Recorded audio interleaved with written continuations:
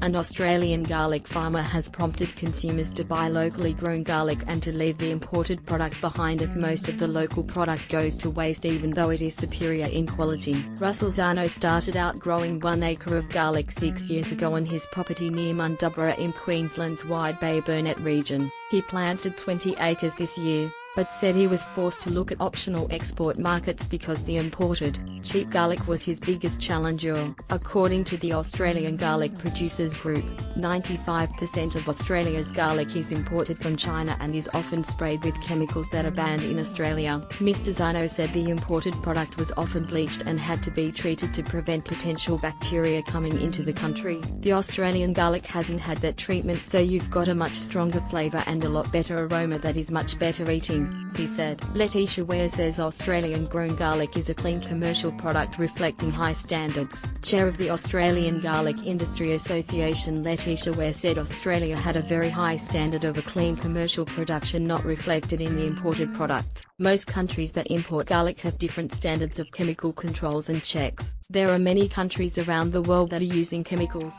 herbicides, fungicides that would be restricted or prohibited in Australia, so we have a different level of contamination coming in, Ms. Ware said. Mr. Zano said it was sad to see a local, high-quality product go to waste.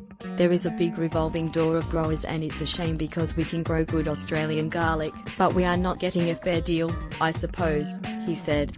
Growers can't sell their product and it gets dumped, believe it or not, and many then leave the industry. The local market is too tough, and that's a reason why we are looking outside the square, trying to establish an export market to Japan.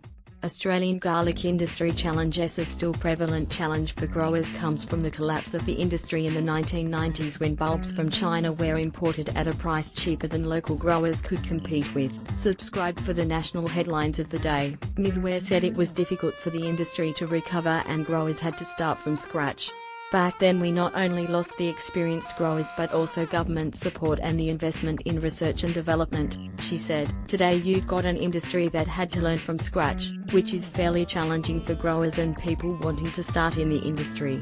Russell Zano grows Glenlarge in his paddock and says it is more flavoursome and aromatic than the imported products. Ms. Ware said at present, the Australian industry was not able to produce garlic all year around and could not satisfy the Australian demand. The association's focus has been to get farmers to grow different varieties around Australia so local high-quality garlic was available all year and could compete in terms of availability with the imported product. The early cutover by our wholesalers to the imported product during our Australian fresh garlic season is a challenge and certainly impacts where our growers can sell and what the price is that they can sell it at, Ms. Ware said. Support for the local product needed. Mr. Zano said more consumer awareness and understanding would not just help the industry grow and not waste their product, but also allow people eat a better and healthier garlic. What you pay for you are actually getting back in the quality of the product that you are eating, he said. There needs to be more awareness about garlic in the restaurant industry, says Letitia Ware of the Australian Garlic Industry Association. I think there also needs to be more awareness in the restaurant industry. I understand that everyone has a budget, but with a high quality, clean product you've got the best meal because you've got a good flavour in it. Ms. Ware said many consumers were not aware of the different garlics that were coming throughout the season and what they were, especially in a culinary sense. Queensland, for example, has a very unique garlic. It's a subtropical garlic, grown in a warm climate and daylight neutral, whereas most garlic around the world is actually a temperate climate garlic that requires a cold winter, she said. Mr. Zano said he hoped the industry would stabilise and local growers could sell most of their product to Australia.